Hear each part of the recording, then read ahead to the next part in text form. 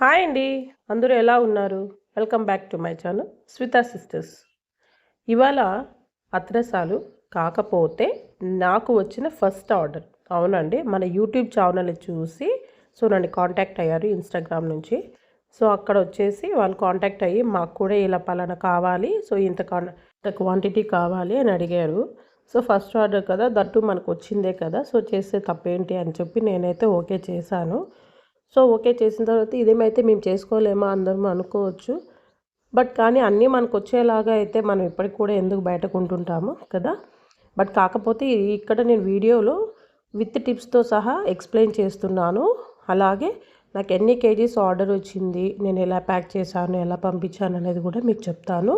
ఈ టిప్స్ అనేది మీరు పర్ఫెక్ట్‌గా ఫాలో అవ్వండి. ఇక్కడ చూసారంటే టిప్స్‌తో సహా చేయడం వల్ల మంచిగా పొంగుతాయి. అలాగే క్రిస్పీగా పైన లోపల మెత్తగా ఉంటాయి. ఇప్పుడైతే మనము ప్రాసెస్లోకి వెళ్ళిపోదాము. నాకు వచ్చి టోటల్గా వచ్చి వాళ్ళు ఒక మినిమం 10 కేజీస్ అడిగారు. నేను దానికి ఒక 5.5 కిలో వరకు అయితే రైస్ యూజ్ చేశాను. అంటే నేను తీసుకున్న రైస్ వచ్చేసి స్టోర్ రైస్, రేషన్ రైస్. వీటిని వచ్చేసి మనము మోర్ దాన్ 24 అవర్స్ నానేలాగా చూసుకోవాలి. అప్పుడే మనకి పిండి అనేది బాగా మెత్తగా వస్తుంది. అరిసెలు కూడా పిండి కూడా బాగా వస్తుంది. ఫస్ట్ మీరు నానపెట్టినప్పుడు ఒకసారి అంటే ఇవాళ రేపు ఈవినింగ్ చేయాలనుకున్నారనుకోండి, ఇవాళ ఆఫ్టర్నూన్ అలా వచ్చేసి అంటే లైక్ 12కో 1కో మీరు రైస్ నానపెట్టి అప్పుడు బాగా వాష్ చేయండి. మళ్ళీ వాటర్ ఎక్కువ క్వాంటిటీలో పెట్టేసి మరి నానపెట్టేయండి. మరి ఇవాళ ఈవినింగ్ ఒకసారి మళ్ళీ 1-2 సార్లు వాష్ చేసి మళ్ళీ వాటర్ పెట్టేయండి. మళ్ళీ రేపు మార్నింగ్ ఒకసారి. సేమ్ మళ్ళీ వచ్చేసి రేపు ఆఫ్టర్నూన్ ఒకసారి క్లీన్ చేయండి. ఇంకా ఈవినింగ్ ఇంకా మీరు ఆడించుకునేకి వెళ్ళాలి అన్నప్పుడు వాటర్ మొత్తం డ్రైన్ చేసేసుకుంటేనే సరిపోతుందన్నమాట. కాకపోతే అది ఎంతవరకు ఆరపెట్టాలి ఏమి అనేది కూడా నేను ఇక్కడ క్లియర్గా చూపిస్తాను అండ్ క్లియర్గా కూడా ఎక్స్ప్లెయిన్ చేస్తాను. మనము మధ్యలో ఎప్పుడైనా వాష్ చేస్తాం కదా, లైక్ మార్నింగ్ ఆఫ్టర్నూన్ అప్పుడు వచ్చేసి మనం కింద నుంచి వాటర్ దూకి పైన పట్టేసి చేయొద్దండి. ఎందుకంటే పులుస్తూ ఉంటుంది కదా బియ్యం అనేది. కింద నుంచి చెయ్యి పెట్టి బాగా అనేది రైస్ బాగా పైకి తేలేలాగా కలుపుతూ చేయండి. అప్పుడే కింద ఉన్న వాటర్ పులిసింటాయి కదా, ఆ వాటర్ కూడా వెళ్ళిపోతుంది. లేదు అంటే బియ్యము స్మెల్ వచ్చేస్తాయి. అందుకోసం అంత నీట్గా చేసుకోవాలి. నేను మొత్తం అంతా కంప్లీట్గా డ్రైన్ చేసేసాను రైస్. వాటర్ అంతా వంపేసిన తర్వాత ఇక్కడ చూడండి ఇలా గిన్నెలో కానీ లేదంటే మీకు డైరెక్ట్గా ఏదైనా ఇలా క్లాత్ లేకపోయినా కూడా డైరెక్ట్గా గిన్నెలో అయినా వేసేసుకోవచ్చు. నేనైతే ఇక్కడ హోల్స్ బియ్యం జారిపోతాయేమో అని ఇలా క్లాత్లో వేసేసి వాటర్ కంప్లీట్గా ఒక డ్రాప్ కూడా వాటర్ లేకోకుండా ఈ వాటర్ అంతా తీసేసాను. ఇప్పుడు ఈ వాటర్ను తీసేసిన తర్వాత ఈ రైస్ ఉన్నాయి కదా, నేను ఇక్కడ బకెట్లోకి వేసి చూపిస్తాను చూడండి. అవి పట్టుకుంటే ఎలా ఉండాలి అంటే ఇక్కడ చూడండి, మనము ఇక్కడ వాటర్ చేతికి తేమ ఉండాలి, అలా అని వాటర్ ఉండకూడదు. కొంతమంది ఏంటంటే ఆరబెట్టేసి మిషన్కి పట్టించొస్తారు కదా, అలా కాదు. ఇక్కడ చేతికి అనేది తేమ ఉండాలి. అలానే తీసుకెళ్ళి ఇట్లా మిల్లుకి పట్టించుకొని రావాలి. నేను మిషన్కి తీసుకెళ్ళి మిల్లుకి పట్టించుకొచ్చాను. తీసుకొచ్చిన తర్వాత ఈ పిండిని అంతా బాగా గట్టిగా ప్రెస్ చేయండి. ఎందుకంటే గాలి అనేది లోపలికి దూరుతుంది. అప్పుడు పిండి ఆరిపోయే ఛాన్సెస్ ఉన్నాయి. అలా కాకుండా ఇలా ప్రెస్ చేసేసి ఇప్పుడు మూత పెట్టేయండి. ఓకేనా. ఇక్కడికి 2 టిప్స్ అయినాయి. బియ్యం కడుక్కోవడం ఒకటి, అలాగే తడి పిండి తీసుకెళ్ళాలా పొడి బియ్యం తీసుకెళ్ళాలా అనేది 2. ఈ విధంగా అయితే 3 వచ్చేసి పిండి అంతా నొక్కి పెట్టేసి మూత పెట్టాము, అది ఒకటి. 4వ టిప్ వచ్చేసి బెల్లం ఎప్పుడు మనము మెత్త బెల్లము అంటే ముద్ద బెల్లం తీసుకునేకే చూడండి. పొడి బెల్లం అనుకోండి, ఐ మీన్ చిన్న చిన్న ఉండలు అయితే ఆరి ఉంటుంది. అలాగే ముద్దది అనుకోండి బాగా కొద్దిగా క్వాంటిటీ సైజ్ ఎక్కువ ఉంటుంది, అలాగే ఆరిండదు కూడా. దాన్ని అయితే కొద్దిగా పగలగొట్టుకోవడానికి ఇబ్బంది ఉంటుంది. కానీ ఇలా పగలగొట్టుకున్న తర్వాత మీరు దేంట్లోకి అయితే ఇప్పుడు నేను ఇక్కడ వచ్చేసి 5.5 క్వాంటిటీ వచ్చేసి రైస్ తీసుకున్నా, 4 కేజీస్ వచ్చేసి బెల్లం తీసుకున్నా. బెల్లంనంతా ఈ విధంగా కట్ చేసుకున్న తర్వాత మనం ఏ పాత్రలోకి అయితే ఏ గిన్నెలో అయితే చేయాలనుకుంటున్నామో ఆ గిన్నెలోకి వేసేసి నేను ఇక్కడ వచ్చేసి జస్ట్ ఒక హాఫ్ గ్లాస్ వరకు మాత్రమే వాటర్ వేసాను. ఎక్కువ వేయకండి. ఎక్కువ వేస్తే ఏమవుతుంది అంటే పాకం రావడానికి టైం ఎక్కువ తీసుకుంటుంది అనమాట. అంతకుమించి ఏం లేదు. తక్కువ వేసామనుకోండి కొద్దిగా త్వరగా పాకం వచ్చేస్తుంది. లేదనుకోండి ఆ వాటర్ అంతా ఇమిరిపోయేది ఎవాపరేట్ అయ్యేంత వరకు మనం వెయిట్ చేయాలి. Taking time. అలా కాకుండా మీరు వాటర్ క్వాంటిటీ అనేది తక్కువ వేసుకోండి. ఎక్కువ వేసుకుంటే కూడా ఏమీ కాదు. ఇలా అంతా బాగా కలిపేసి బాగా కరిగిపోవాలి. సో ఎందుకంటే మనకి ఎక్కడన్నా చెత్త చెదారము నలకలు ఉంటాయి కదా, సో వాటిని ఫిల్టర్ చేసుకోవడానికి బెల్లం ఎక్కడ లేకోకుండా అయితే కరగబెట్టేసుకొనేసి ఇప్పుడు మరొక గిన్నె తీసుకొనేసి ఇక్కడ ఈ విధంగా ఫిల్టర్ ఏదన్నా తీసుకొనేసి మన బెల్లం పాకం అంతా కరిగించుకున్నాం కదా, దాన్ని అయితే ఈ విధంగా అంతా ఫిల్టర్ చేసుకోండి. నాకైతే కొద్దిగా చెత్తగా అనిపించింది, అందుకోసం అనేసి నేను ఫిల్టర్ చేస్తున్నాను. లేదు మీకు అది బాగుంది బెల్లము ఏమీ కనిపించలేదు బాగుందంటే సో మీరు ఫిల్టర్ చేయకోకుండా డైరెక్ట్గా కూడా వాడేసుకోవచ్చు. ఇలా ఫిల్టర్ చేసిన దాన్ని సేమ్ అగైన్ మనం ఏ గిన్నెలో అయితే పాకం పట్టి పిండి అంతా పోసి చేయాలనుకుంటున్నామో ఆ పాత్రలో పెట్టేసి స్టవ్ మీద పెట్టేయండి. స్టవ్ మీద పెట్టేసి ఫస్ట్లో అనేది మీరు పాకము చెక్ చేసుకోండి, ఎందుకంటే ఫస్ట్ టైం పట్టేవాళ్ళు ఇలా చెక్ చేసుకోవాలి. చెక్ చేసుకుంటూ ఉంటేనే వాళ్ళకి తెలుస్తుంది ఎప్పుడు వస్తుంది, వచ్చిందా లేదా అని.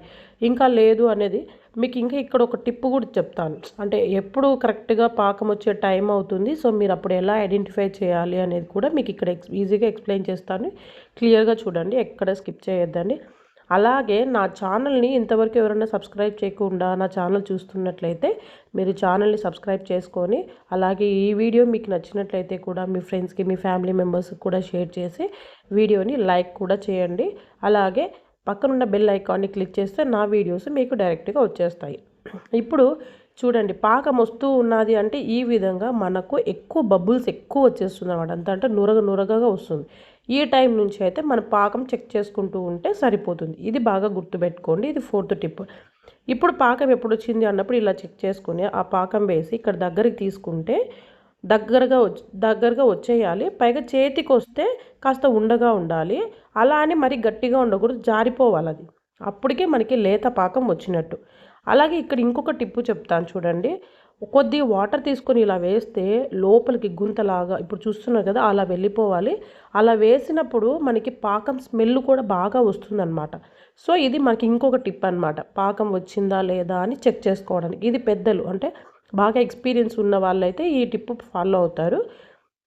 నేనైతే ఇక్కడ 2 టిప్స్ కూడా చూపించాను. సో ఇక్కడ ఈ టిప్స్ ఫాలో అయితే ఇప్పుడు స్టవ్ ఆపేయండి, పాకం వచ్చింది కదా, ఇప్పుడు కింద పెట్టుకొనేసి మనము ఆల్రెడీ మూత పెట్టేసాం కదా పిండికి, ఆ పిండి తీసుకొనేసి మీరు ఏదో ఒక ప్లేటో గిన్నె కప్పో ఏదో ఒకటి తీసుకొని ఈ విధంగా పాకంలోకి వేస్తూ ఉండండి. నేను ఇక్కడ ఎక్కువ క్వాంటిటీ కాబట్టి సో మేము ఒక సపోర్టింగ్ తీసుకొనే చేయాలి. మీరు తక్కువ తీసుకుని ఒక సపోర్ట్ కంపల్సరీ అయితే ఉండాలి పిండి పోస్తూ చేయడానికి. కొంతమంది అంటారు మీరు కంటిన్యూగా పిండి పోస్తూ ఉంటే గడ్డలు కట్టేస్తాయి కదా అంటారు. ఏమీ కాదు, ఎందుకంటే మనం అది తడిపిండి కదా, సో లోపల మనకి ఎలాగో కరిగిపోతుంది, ఉండదు. మనం ఎలాగో మనం మధ్యలో గెలుపుతూ ఉంటాం కదా, సో అలా చేస్తూ ఉంటే మనకి ఎటువంటి గడ్డలు ఏమి ఉండదు. నేనైతే కంటిన్యూస్గా పోసేసాను, ఎక్కడ గడ్డలు కూడా మాకేం రాలేదు. కాకపోతే మీరు గ్యాప్ ఇవ్వకూడదు అనమాట. సో ఆ గ్యాప్ ఇవ్వకోకుండా అంటూ ఉన్నారనుకోండి థిక్ అవుతుంది చూడండి. ఆ థిక్ అయిన తర్వాత మనము గెలికే విధానాన్ని బట్టి ఉంటుందన్నమాట. ఇప్పుడు అది ఇలా ఫస్ట్లో గెలుకుతున్నప్పుడు ఈ వారలకు వస్తుంది, ఇక్కడ చూపిస్తాను చూడండి. ఇలా ఆ సైడ్స్కి ఉంటుంది కదా మన పాత్ర, ఆ పాత్రకి సైడ్స్కి అనుకుంటూ వస్తూ ఉంటేనా మనకి ఎక్కడైనా గడ్డలు ఉన్నా కూడా నలిగిపోతాయి అన్నమాట. సో మనకి ఎక్కడ ఉండదు. మనకి ఇక్కడ మీకు మధ్యలో కనిపిస్తున్నది అది ఎయిర్ బబుల్స్.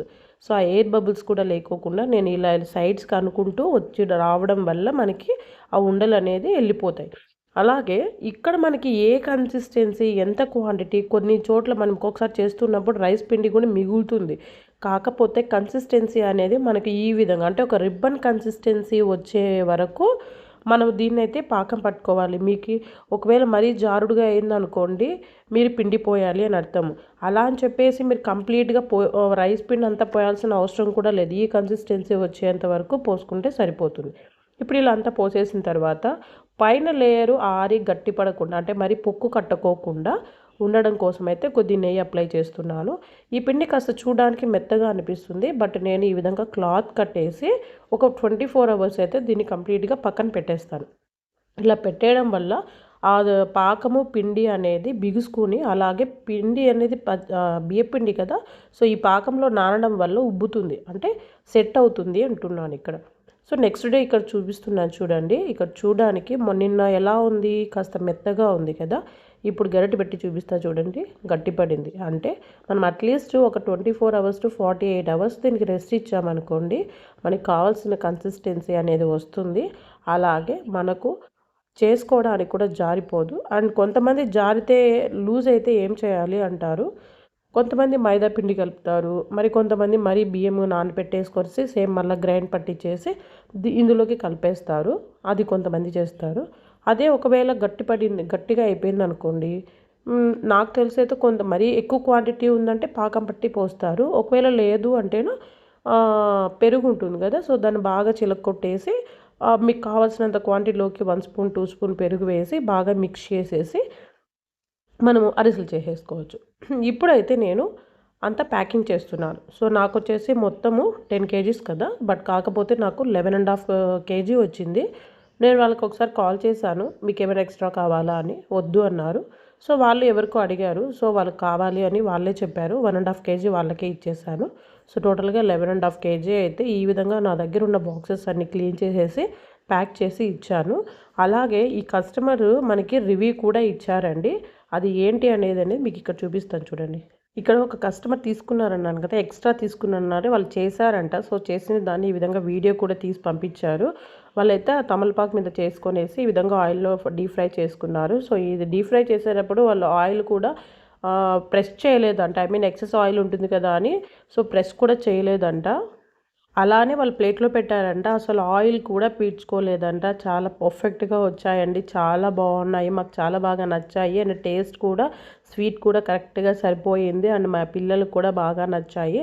అండ్ ఆ క్రిస్పీనెస్ అనేది వాళ్ళకి బాగా నచ్చిందంట. చుట్టూ కూడా మీకు కూడా కావాలి అంటే నా ఇన్స్టాగ్రామ్లో నాకు మెసేజ్ చేయండి, రిప్లై ఇస్తాను. అక్కడ కమ్యూనికేట్ అవ్వచ్చు.